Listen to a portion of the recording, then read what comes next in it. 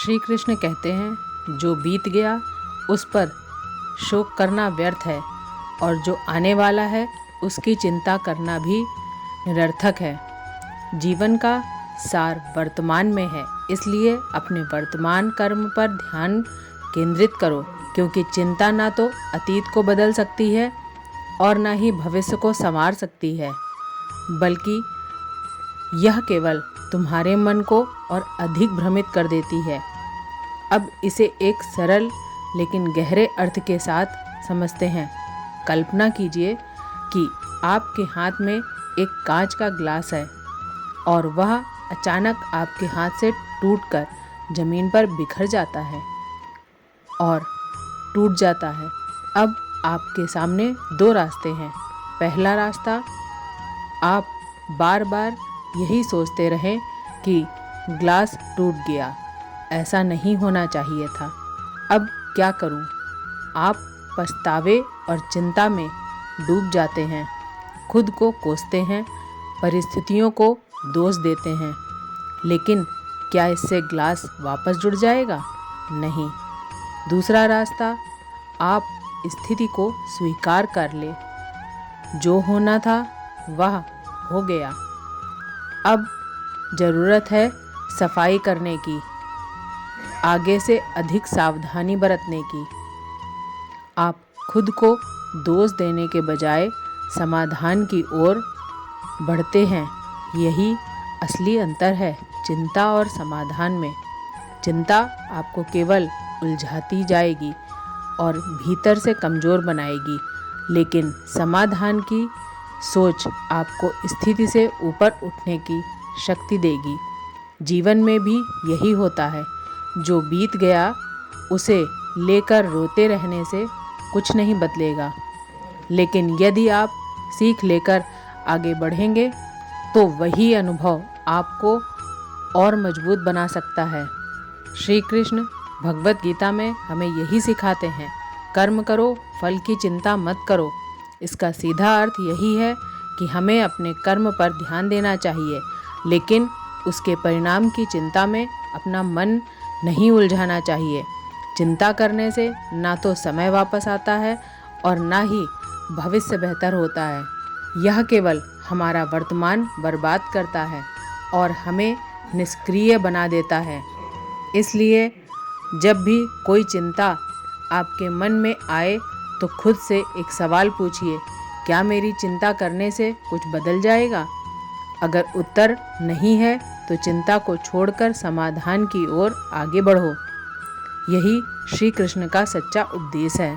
चिंता नहीं, समाधान खोजो। श्री कृष्ण कहते हैं कि चिंता मनुष्य की सबसे बड़ी शत्रु है, जो मन और शरीर दोनों को नष्ट कर सकती है। जिस प्रकार धीमा जहर शरीर को अंदर ही अंदर कमज़ोर कर देता है, वैसे ही चिंता धीरे धीरे मन और आत्मा को कमज़ोर बना देती है।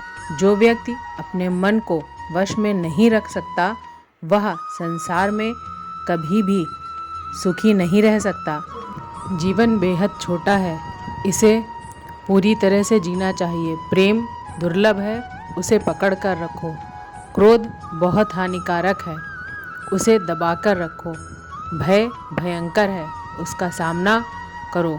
स्मृतियाँ सुखद होती हैं, संजो कर रखो। यदि आपके पास मन की शांति है तो आप वास्तव में बहुत भाग्यशाली हैं। जब आप अकेले में भी मुस्कुराने लगते हैं तो समझ लीजिए कि आप सचमुच बहुत खुश हैं। जीवन में स्मृतियाँ दो तरह की होती हैं, अच्छी और बुरी। यह आपके कर्मों पर निर्भर करता है कि आप किस तरह की यादें छोड़ जाते हैं। दूसरों के बारे में जैसी सोच रखोगे वैसा ही लोग आपके बारे में सोचेंगे। इसलिए जैसी सोच आप खुद के लिए सोचते हैं वैसी ही दूसरों के लिए भी रखनी चाहिए। अपने शब्दों को हमेशा सुंदर रखो। व्यक्ति तो चला जाता है, लेकिन उसके कहे शब्द हमेशा याद रहते हैं।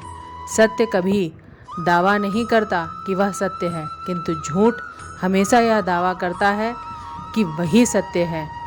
यह जीवन एक कड़वा सच है जिसे समझना जरूरी है। गीता में लिखा है कि इस संसार में कुछ भी स्थायी नहीं है।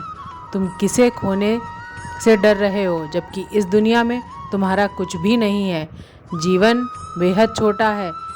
श्री कृष्ण अर्जुन से कहते हैं, जो हृदय से मिले वह प्रेम, और जो भाग्य से मिले वह सच्चा मित्र।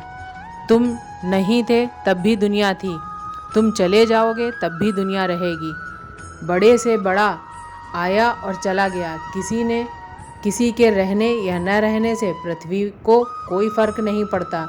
इसलिए चिंताओं से मुक्त होकर वर्तमान का आनंद लो। गुजरी हुई जिंदगी को कभी याद ना करना। तकदीर में जो लिखा है उसकी फरियाद ना कर। जो होगा जो होना है वो होकर रहेगा। फिर फिक्र में अपनी आज की हंसी बर्बाद क्यों करना। यह तो जिंदगी की अजीब पहेली है। दुखों वाली रात नींद नहीं आती और सुख वाली रात कौन सोता है। बदल जाते हैं वह लोग वक्त की तरह जिन्हें हद से ज़्यादा वक्त दिया जाए। जल्दी मिलने वाली चीज़ ज़्यादा दिन तक नहीं चलती, और जो चीज़ ज़्यादा दिन तक चलती है वह जल्दी नहीं मिलती। दूरियां सिखाती हैं कि नज़दीकियां पैसों की चमक सत्य को चुप करा देती हैं। उस जगह मत जाओ जहां लोग तुम्हें बर्दाश्त करते हों, वहां जाओ जहां लोग तुम्हारा इंतज़ार करते हों।